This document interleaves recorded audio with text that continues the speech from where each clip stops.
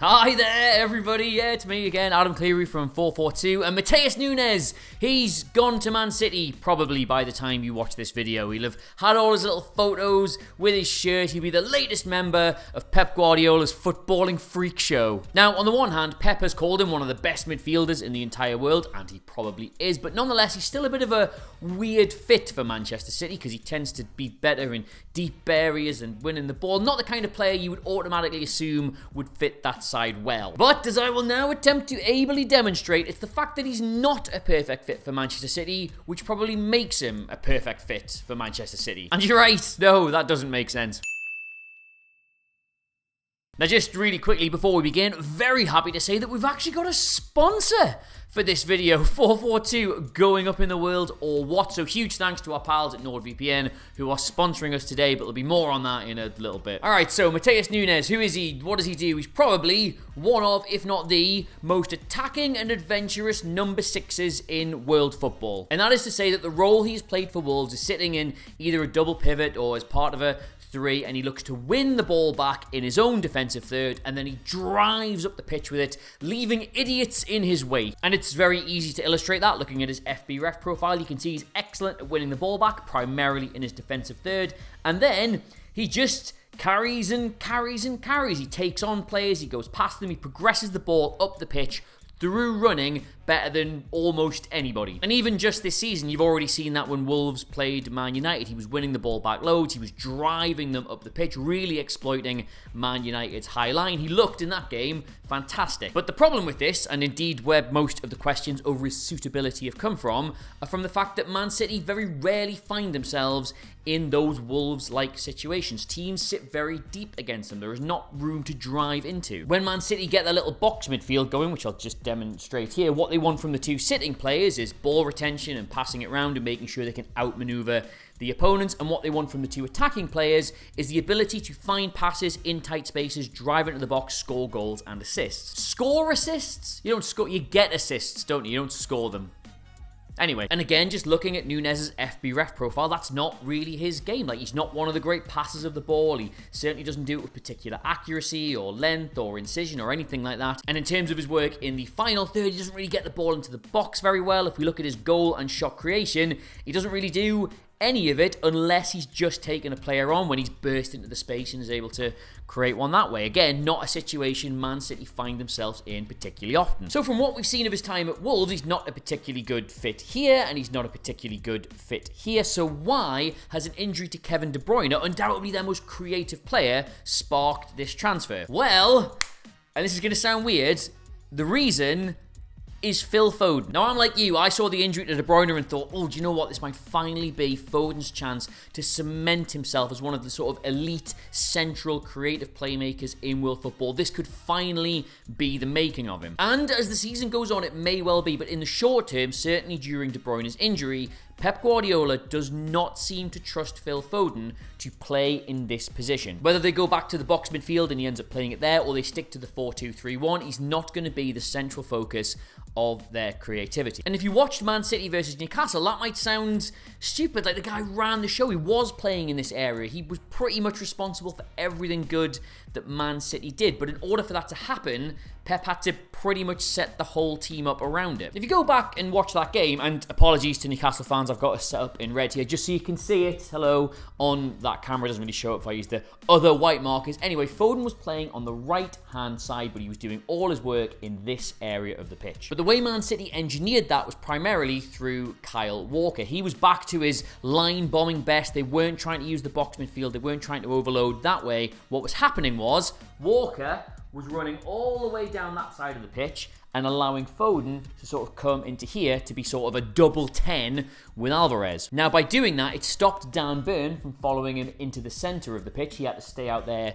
to keep an eye on Walker, and that then presented Bruno Guimaraes with sort of two players to look after. Again, part of the reason why he didn't seem to have a particularly effective game. So you can see by doing this, they've got their box, they've got their numerical advantage by having Foden come across from that side and Walker go up there. Now, while that was all well and good in that game and it got them the win, Pep is not going to want to do that across the course of the season. season, because you can see the huge hole Walker making those runs leaves. When they do this the normal way, when John Stones is in the side, when they lose the ball, it's very easy for him just to move back from the midfield into the defence, and they get their shape back pretty much straight away. If you're trying to do that with Kyle Walker, he's got a long way to come to get back into position, and that will allow other teams to exploit that transitional moment, if you will. So for that reason, Pep does not necessarily see Foden as the direct answer to fill the Kevin De Bruyne hole. As I say, that might change as the season goes on. He might prove that he can have the responsibility to play there and do all the other jobs. But right now, that's not what he wants, and that's why they're going to get Nunes.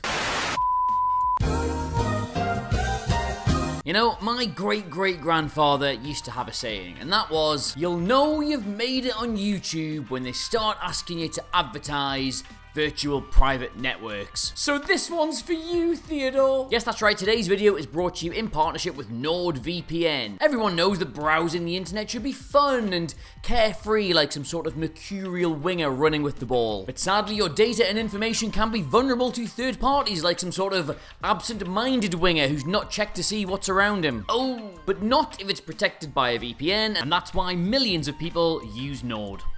With over 5,800 servers across 60 countries, Nord offers some of the best VPN speeds on the market, stable connections across 6 devices at the same time, and award-winning 24/7 support. It'll even block annoying ads, stop web trackers from accessing your details, and even pull you back from the brink if you accidentally navigate to somewhere unsafe. It even comes with a dark web monitor to see if any of your details have been leaked where they shouldn't, so if your account credentials wind up on some dark web forum, you'll be notified. Now, if you're sitting there thinking, gee whiz, I would sure love to try this at a heavily discounted rate, then prepare to be extremely happy, because 442 viewers, and that's you remember, can get NordVPN right now with 69% off and 4 months extra.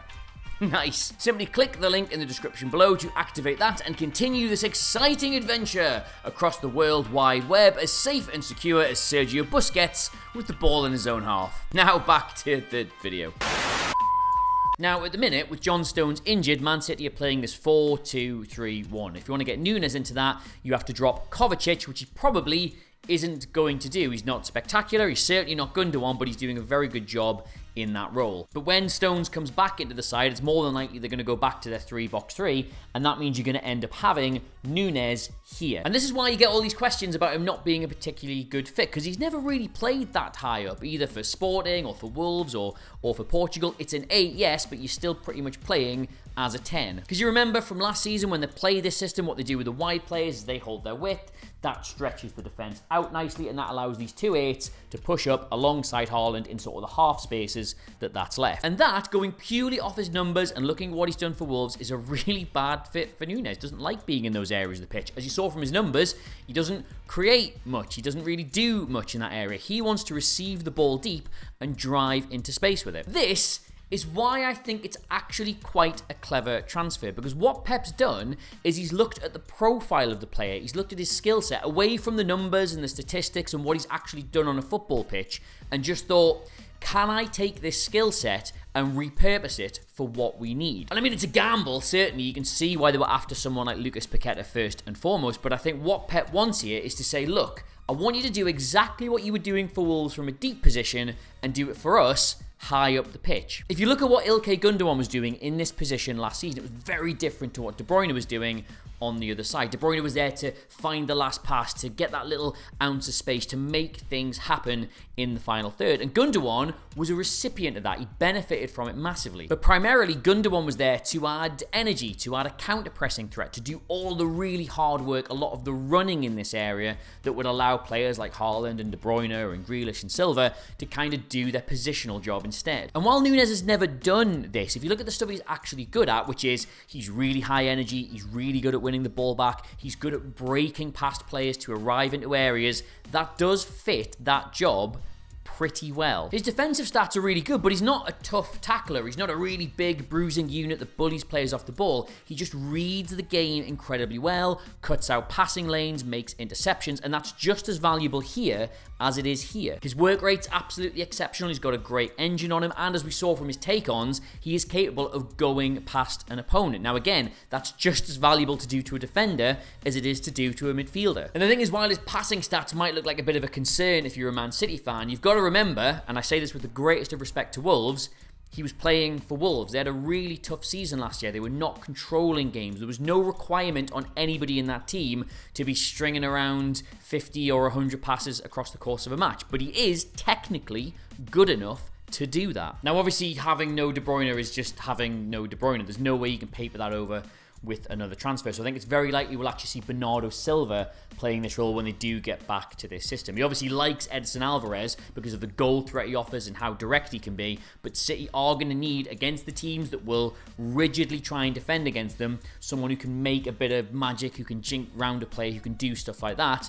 And while Nunes is capable, Silva feels like the closest replacement they've got. And again, this sucks for Foden, but you would imagine if they do get back to this system, probably Jeremy Doku who's going to be on the right-hand side. Because while I think Foden's much better as a player and can do way more with the ball, Doku is way better in that role, holding his width, staying out that side, stretching the defence, and allowing these two players to get into the space. Foden, because he's obviously supposed to be a number 10, wants to drift inside and wants to do most of his game there, and there ain't no room. But I mean, all that being said, it's a long old season, isn't it? Manchester City are going to have a huge fixture pile up over the next 9 months. I mean, obviously, except for the Carabao Cup, when Newcastle knocked them out in the third round in a couple of weeks' time. How are the lads, etc. So there'll still be plenty of opportunities for Foden. He'll still get a chance to prove himself. He probably will end up playing in this position at some point because they're going to need him to. And I hope genuinely that he really does prove that this transfer is not necessary. But Pep Guardiola, he trains with these players. He sees them a lot more than I do. He is convinced that they need another body, someone who can do this job in this sort of 8/10 area.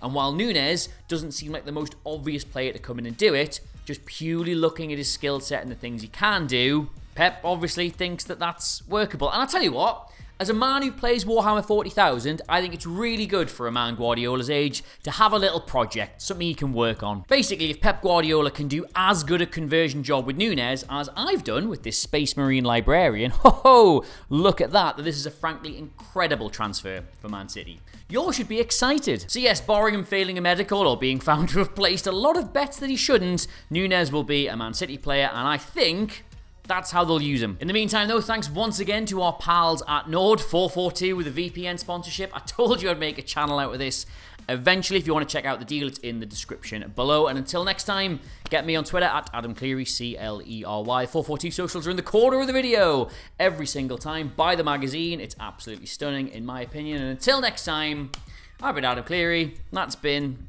that. I'll see you soon. Goodbye.